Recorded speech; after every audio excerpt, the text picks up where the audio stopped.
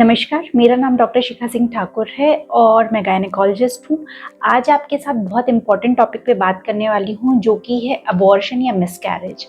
बहुत सारे patients OPD में इसी प्रश्न के साथ या क्वेश्चन के साथ आते हैं कि अभी मिसकैरेज या अबॉर्शन हो गया है तो आगे क्या ध्यान रखने की ज़रूरत है।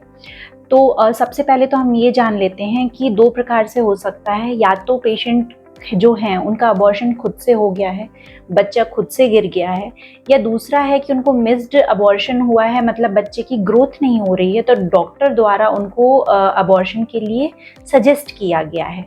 तो आगे दो ऑप्शन होते हैं कि या तो हम दवाइयों से उस अबॉर्शन को कराएं या फिर हम सर्जरी या डीएनसी के द्वारा कराएं। तो दोनों ही पॉइंट्स अलग हैं, दोनों में बातें ध्यान रखने की चीज़ें जो हैं वो भी अलग हैं।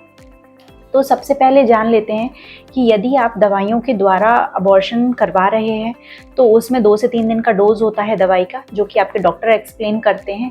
दवाइयों के प्रभाव से जो आपकी बच्चेदानी है उसमें सिकुड़न होती है और बच्चे का जो अंश है वो बाहर निकलता है।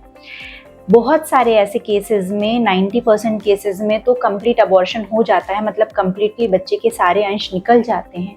लेकिन बहुत सारे केसेस ऐसे भी होते हैं जिनमें से कुछ टुकड़ा अंदर रह जाता है। तो हमेशा ध्यान रखें, अगर डॉक्टर ने आपको कोई कोर्स दिया है तो वापस से अपने डॉक्टर से ब्लीडिंग ख़त्म होने के 4 से 5 दिन बाद ज़रूर मिलें और एक अल्ट्रासाउंड ज़रूर कराएं कि सारा अंश बाहर निकला है या नहीं, ये देखने के लिए। क्योंकि अगर कोई टुकड़ा रह गया है और अभी ब्लीडिंग आगे नहीं हो रही है तो उस टुकड़े में इन्फेक्शन हो के बाद में यूट्रस का इन्फेक्शन या बच्चेदानी का इन्फेक्शन हो सकता है। दूसरा पॉइंट है, यदि डॉक्टर आपको डीएनसी बताते हैं उस केस में जो है कि उसी दिन जिस दिन आप एडमिट होंगे हल्की बेहोशी में आपके जो बच्चेदानी है उसका मुख खोल के और बच्चे का जो अंश है वो बाहर निकाल दिया जाएगा। तो ऐसे केसेस में हैवी ब्लीडिंग होने के चांस नहीं होते हैं, सारा जो अंश है वो एक साथ निकल जाता है। आगे आपको डॉक्टर सजेस्ट कर सकते हैं कि आपका केस कैसा था, आगे अल्ट्रासाउंड की ज़रूरत है या नहीं है। तो पहला पॉइंट डिस्कस करेंगे आराम करने का। बहुत सारे मरीज़ पूछते हैं कि अभी आराम कितना करना है। तो दोनों ही केसेस में आराम हम बताते हैं कि 7 से 10 दिन के लिए ज़्यादा हैवी वर्क या एक्सर्शन वाला काम ना करें। क्योंकि जिन लोगों को दवाई से अबॉर्शन कराते हैं उनमें 5 से 6 दिन तक हैवी ब्लीडिंग होने के चांस होते हैं, जिसकी वजह से बॉडी में खून की भी कमी आती है और बीपी भी कई बार लो हो सकता है, क्योंकि आपके शरीर से रक्त ज़्यादा निकलता है तो फ्लूइड की कमी होती है। तो ऐसे केसेस में उस हिसाब से हम उनको आराम करने के लिए बताते हैं। दूसरा, अगर बेहोशी में डीएनसी हुई है तो बेहोशी की दवाई की वजह से 2 से 3 दिन तक सिर में भारीपन रहना, हल्के बहुत चक्कर या डिजीनेस होना ये कॉमन रहता है। इसलिए हम उनको कोई हैवी वर्क नहीं करने के लिए कहते हैं और जब अगर ज़्यादा दिक्कत हो रही है तो वापस से डॉक्टर से मिलने के लिए कहते हैं। तो ये तो बात हो गई कि हमें आराम कितने दिन करना है। दूसरा पॉइंट होता है कि खान पान में। तो खान-पान में देखिए, ज़्यादा पानी पीना है, ज़्यादा हाइड्रेशन वाली चीज़ें लेना है क्योंकि ब्लीडिंग का केस है। इसके अलावा आप जब आपकी डीएनसी हुई है, बेहोशी में हुई है तो शुरू के 1 से 2 दिन हम बोलते हैं सेमी सॉलिड फूड लेने के लिए, मतलब थोड़ा लिक्विडिटी की तरफ जो हो ताकि पचने में आसानी हो। क्योंकि पेशेंट डीएनसी के बाद कई बार 4 से 5 दिन का बेड रेस्ट करते हैं, कोई हैवी वर्क नहीं करते हैं। तो जो हार्ड फूड या हैवी फूड होता है, मसालेदार या चिकनाई वाला जो फूड होता है, उसको डाइजेशन में प्रॉब्लम होती है तो उनको गैस्ट्राइटिस भी हो सकता है। तो इस चीज़ का ध्यान रखें। तो हैवी फूड खाने के लिए नहीं कहते हैं क्योंकि डाइजेशन में प्रॉब्लम हो सकती है, अपच हो सकती है इसकी वजह से। इसके बाद थर्ड पॉइंट ये है कि चाहे कोई भी प्रकार रहा हो, डीएनसी हुआ हो या फिर दवाई से हमने अबॉर्शन कराया हो, पेशेंट को एंटीबायोटिक का डोज ज़रूर लेना चाहिए। क्योंकि बच्चेदानी का मुख खुला है, ब्लड फ्लो हो रहा है, कुछ टुकड़े भी अंदर हैं जिससे बाहर जो एनवायरनमेंट में इन्फेक्शन या कीटाणु हैं वो बच्चेदानी के अंदर जा सकते हैं और एंडोमेट्राइटिस या बच्चेदानी का इन्फेक्शन करा सकते हैं। इसलिए 5 से 7 दिन का जो एंटीबायोटिक का डोज है वो आपके डॉक्टर देंगे, तो उसको ज़रूर लेने की ज़रूरत है। इसके बाद चौथा पॉइंट ये है कि कितने दिनों के बाद आप नेक्स्ट प्रेगनेंसी को प्लान कर सकते हैं, अगली प्रेगनेंसी कब कर सकते हैं।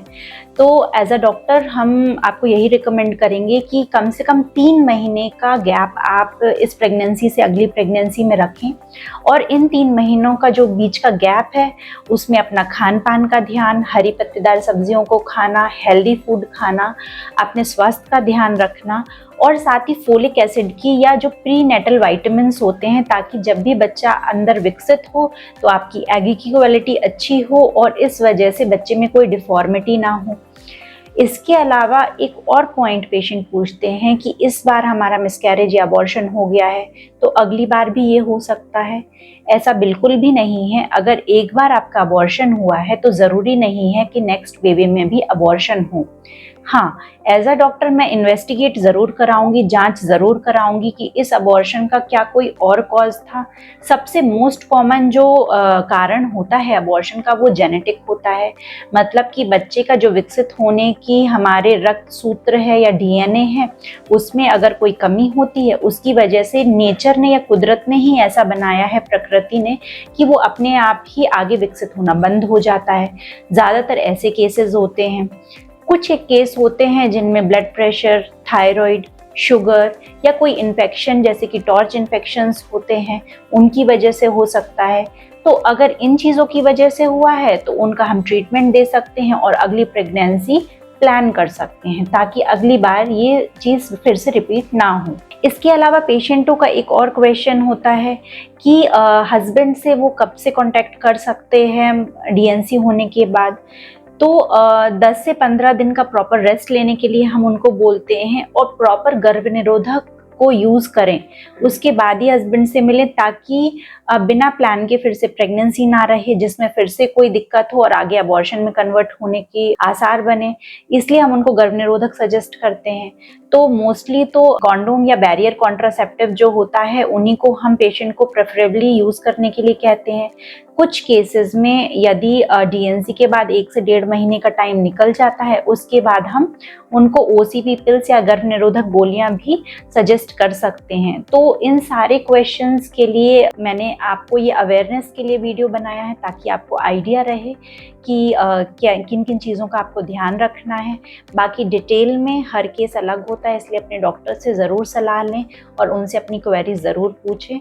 लेकिन जो भी ट्रीटमेंट लेना है वो डॉक्टर के गाइडेंस में लें, तथा अनचाहा गर्भ ठहरने पे जो गर्भ गिराने की गोलियां हैं या मेडिकल टर्मिनेशन ऑफ प्रेगनेंसी है, कृपया उसको अपने मन मर्जी से ना लें। अपने डॉक्टर से मिलें, एक अल्ट्रासाउंड कराएं कि आपका जो बच्चा है वो बच्चेदानी के ही अंदर की परत में जमा है, कहीं ट्यूब में और पेट की दूसरी जगहों में या अंडेदानी में तो नहीं रह गया है। वैसे केसेस में एमटीपी किट या जो गर्भ गिराने की गोलियां हैं वो कारगर नहीं होती हैं, उल्टा उनकी वजह से प्रेगनेंसी का अपनी जगह से फटने का डर होता है और ये केसेस जानलेवा भी हो सकते हैं। इसलिए गर्भ गिराने की गोलियां लेने से पहले अपने डॉक्टर से ज़रूर मिलें और अपनी डीएनसी एक ट्रेंड सेंटर या अच्छे सेंटर पे कराएं, ताकि उनमें बाद में इन्फेक्शन होने का डर ना हो।